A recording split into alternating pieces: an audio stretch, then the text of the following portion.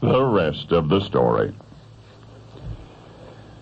With clenched fists, Will McLean rubbed his eyes in disbelief. His house guests, who only moments before had behaved so splendidly, were absconding with his private property. The thievery had begun innocently enough. A man named Phil had admired a small table in Will's parlor. Phil had asked how much would you take for it, to which Will politely answered that the table was not for sale, to which the visitor promptly responded by thrusting $20 into Will's hand and walking off with that piece of furniture. Now, hold on, Will began, but no sooner had he uttered those words than another gentleman, admiring another table, offered $40 for that. But you don't understand, Will began. Yet before he could finish his sentence, the second table was on its way out of the house. Then Phil's brother grabbed a handsome stone inkstand. Then a man named O'Farrell took a chair. A fellow named Sharp, eyeing a lovely pair of brass candlesticks, insisted that Will accept $10 for them. But Will said, "I don't want to sell my candlesticks." Glancing down, he found $10 in his hand, and glancing up again, he saw the man walking away with the candlesticks under his arm. Three of Will's remaining guests, who had found a child's doll sitting in a quiet corner, began tossing the hapless toy from one to another. When Will looked for them a second time, the three men and the doll were gone, and the looting frenzy had only begun. As Will McLean angrily flung the money in his hand to the floor, his guests continued to carry off his possessions.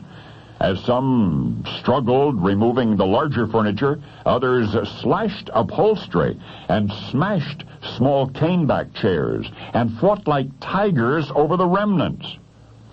Then Will looked out the window, and to his horror, strangers were trampling his garden and ripping up flowers, and his tree, his beloved apple tree, was being attacked as though a swarm of locusts had descended upon it. The men began taking its branches, and then they lopped off the larger limbs. Then a sturdy-looking fellow seized an axe and chopped the entire tree down. And finally, when there was nothing left of it above ground, the men dug up its roots and took the roots away, leaving where the tree had stood a hole in the ground deep enough to bury a tool shed.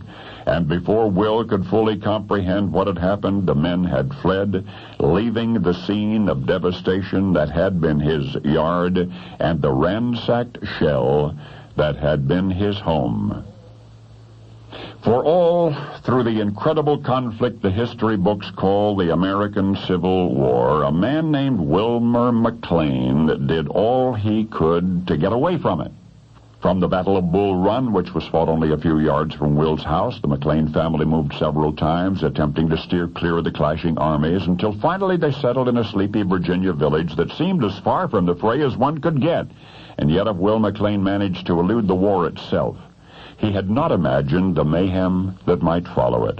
For it was utterly innocently, it was almost accidentally, that Will opened his home to General Robert E. Lee for the purpose of conceding defeat to General Ulysses S. Grant.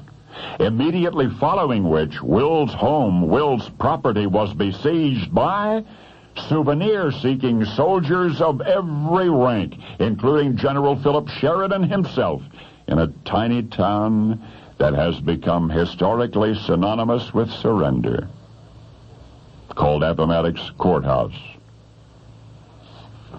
And now you know the rest of the story.